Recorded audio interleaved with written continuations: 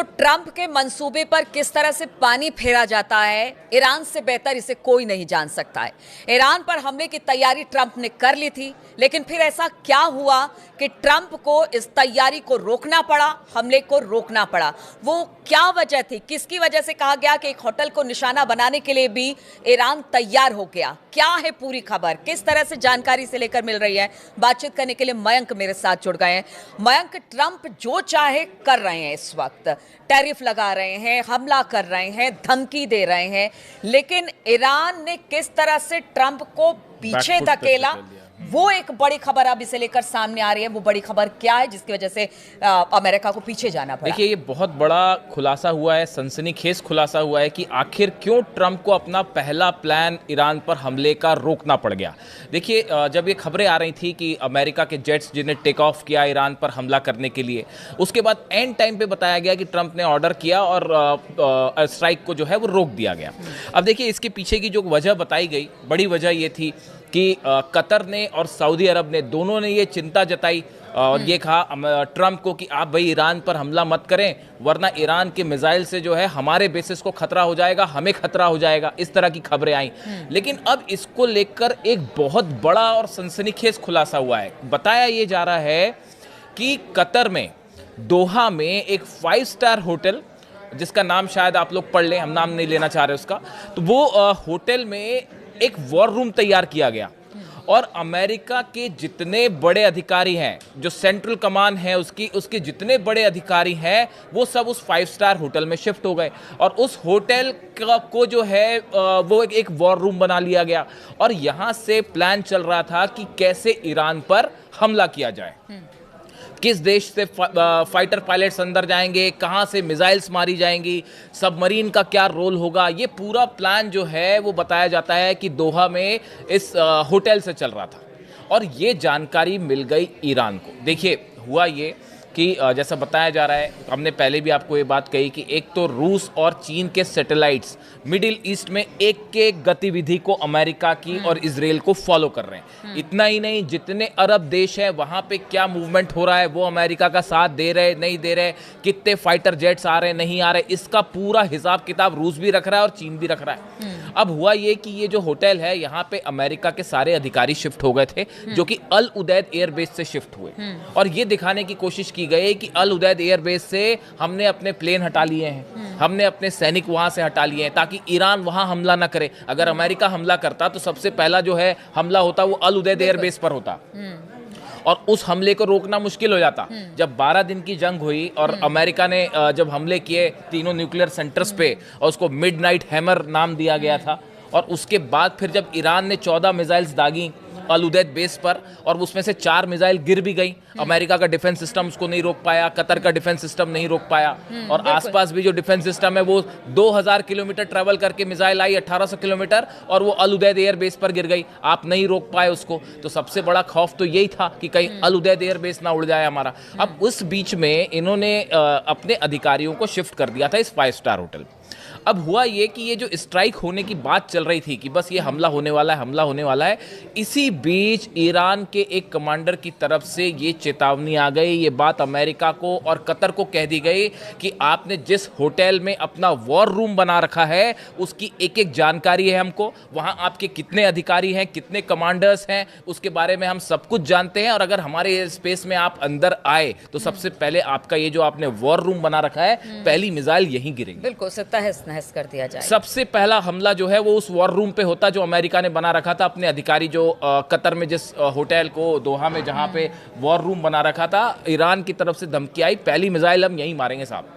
और उसके बाद जो है कतर और सऊदी, ये दोनों एकदम से डिफेंसिव मोड में आ गए, जैसा जानकार बता रहे। अब ये खबरें कई जगह हैं, फॉक्स न्यूज ने भी इसके बारे में छाप रखा है, न्यूयॉर्क टाइम्स में भी अलग अलग खबरें हैं इसको लेकर। आप अगर सबको जोड़ के देखें तो आपको एक घटनाक्रम पूरा बिल्कुल एक सूत्र में आपको दिखाई देगा।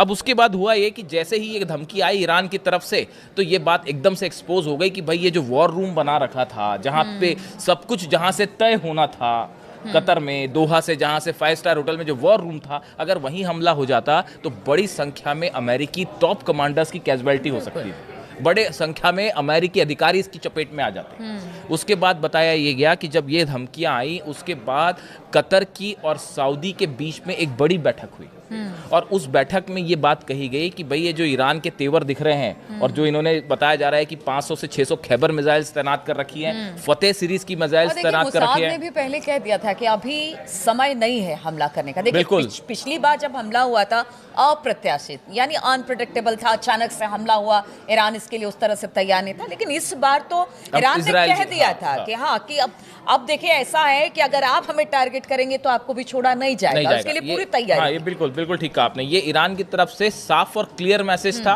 कि अगर हम पे हमला किया आपने तो इस बार हम लिमिटेड वॉर नहीं करेंगे। देखिए इस शब्द का इस्तेमाल जो है वो अगर आपने अली खामेनी साहब की लास्ट 2 स्पीच सुनी हो और ध्यान दिया हो इस बारे में, उनके कमांडर्स के बयान को आपने ध्यान से सुना हो, तो आप देखिए ये जो भाषण होते हैं इनके छोटे छोटे शब्द आपको पकड़ने पड़ते हैं।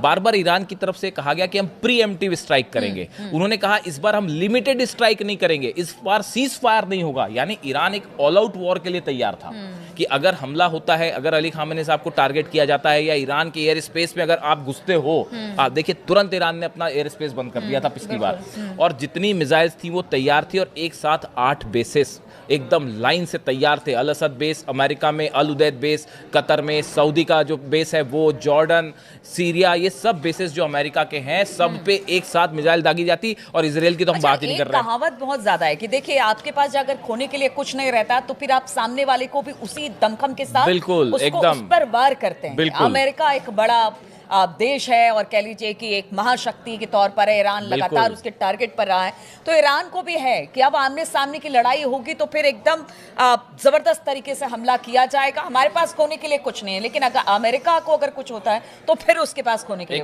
एकदम आपने ठीक कहा। यही वजह है, आप इतिहास उठा के देख लीजिए कब ऐसा हुआ कि अमेरिका को अपनी फोर्सेस वापस बुलानी पड़ गई इराक से। बताइए कब ऐसा हुआ? कभी इतिहास में हुआ ऐसा कि यहाँ ऑपरेशन होने जा रहा है ईरान पे, इराक से जो है अल असद बेस खाली करना पड़ गया?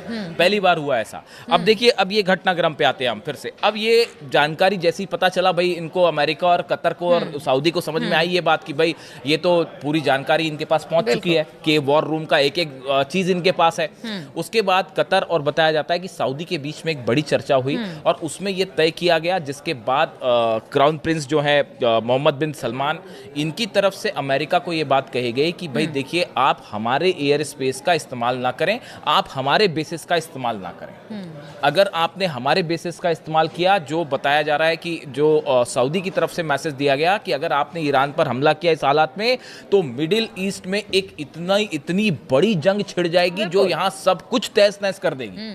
और वो जब उसके बाद तो फिर ये थोड़ी ना देखा जाएगा कि सऊदी किसके साथ है और यूएई किसके साथ, जो अमेरिका के साथ वो सब ईरान के दुश्मन। और ईरान ने भी ये बात साफ साफ कह दी थी सऊदी को कि देखिए हम आप पे हमला नहीं करना चाह रहे, हम यूएई पे हमला नहीं करना चाह रहे, हम सीरिया, जॉर्डन, किसी भी, कतर, कहीं हम हमला नहीं करना चाह रहे, लेकिन अगर आपने अमेरिका को अपना एयर स्पेस दिया, अपना बेस दिया, तो मजबूरन हम आपको हमला करना पड़ेगा और हम सोचेंगे नहीं इसमें।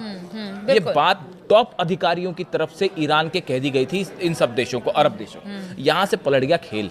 यहां से सबसे पहले तो ये जो वॉर रूम वाली बात सामने आ गई कि भाई 5 स्टार होटल उड़ाने के लिए ईरान तैयार बैठा है, सब अमेरिकी अधिकारी जो है सीधा टारगेट पे आ गए सेंट्रल कमांड के, उनको फिर पहले वहां से खाली करवाया गया। बताया जाता है कि आनंद में जो 5 स्टार होटल में जहां पे वॉर रूम बना हुआ था सो कॉल्ड, उसको वहां से खाली करवाया गया। सब अधिकारी को वहां उल्टे पर भगाया गया कि भाई पहले आप ही खाली करिए वरना पता चला कि आप ही निशाने पे आ जाएं।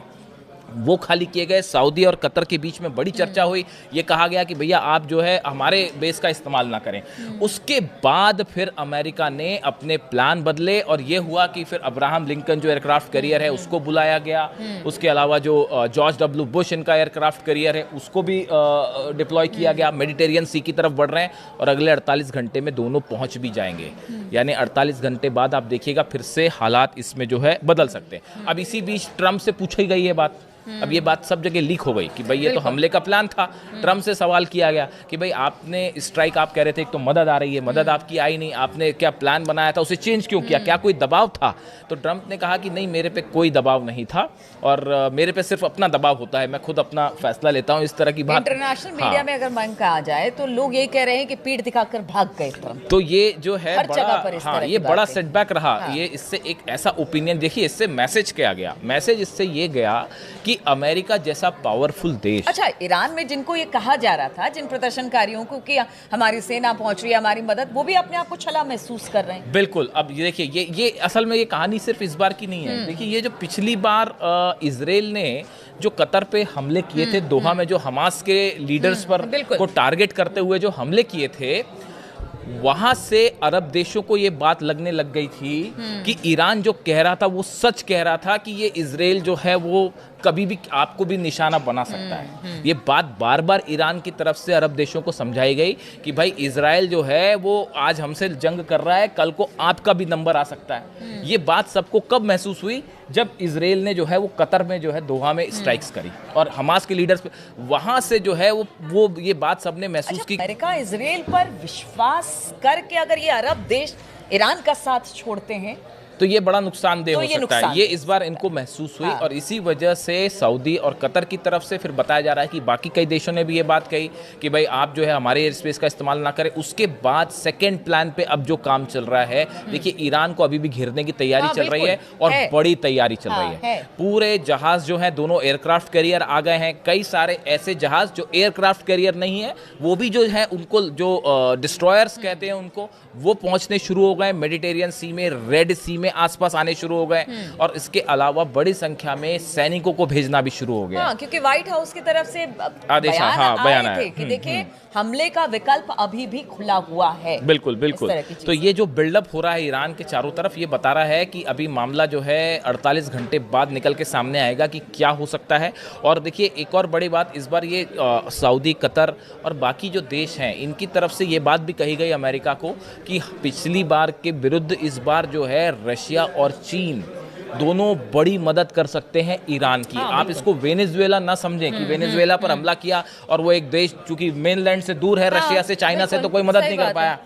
लेकिन ऐसा ईरान के साथ नहीं है, तो वेनेजुएला मत समझिए। और यहाँ से जो है ये जो 5 स्टार होटल में वॉर रूम बनाने वाली बात थी और जो ईरान के एजेंट्स को पता चल गई, ईरान की खुफिया एजेंसीज को पता चल गई, और वहाँ से जो है ये पूरा मामला पलटा और उसके बाद इन अधिकारियों को वहाँ से छोड़ना पड़ गया और यहाँ से पलट गया ट्रंप का पहला प्लान। तो देखिए पहला प्लान तो ट्रंप का पलट दिया ईरान ने, जिस तरह से हमले को लेकर लगातार प्लानिंग अमेरिका की हो रही थी। लेकिन देखिए अमेरिका है और ट्रंप अभी भी उन्होंने कह रखा है कि देखिए हम हमला करेंगे या ईरान हमारी बात नहीं मानता है तो टैरिफ की बात हो या फिर सैंक्शंस की बात हो, वो करता रहा है। लेकिन हमले का विकल्प अब भी खुला हुआ है, यानी कि स्थिति अब भी गंभीर है। कब क्या हो जाए पता नहीं चलता, लेकिन एक हमला तो विफल ईरान ने किया है और ये बड़ी बात है अपने ऊपर आने वाले संकट को। और इस बार तो ईरान भी तैयार है, क्योंकि इससे तो पूरा मिडिल ईस्ट सहमा हुआ है कि अगर अमेरिका या इजराइल हमला करता है तो फिर ईरान जवाब देगा, और जवाब ऐसा कि पूरा मिडिल ईस्ट हिलकर रह जाएगा। चलिए, इस तरह की खबरों पर लगातार हमारी नजर बनी हुई है। तमाम अपडेट्स लेकर हम आपके पास आते रहेंगे। फिलहाल बहुत बहुत शुक्रिया आप सभी का हमारे साथ इस चर्चा में शामिल होने के लिए।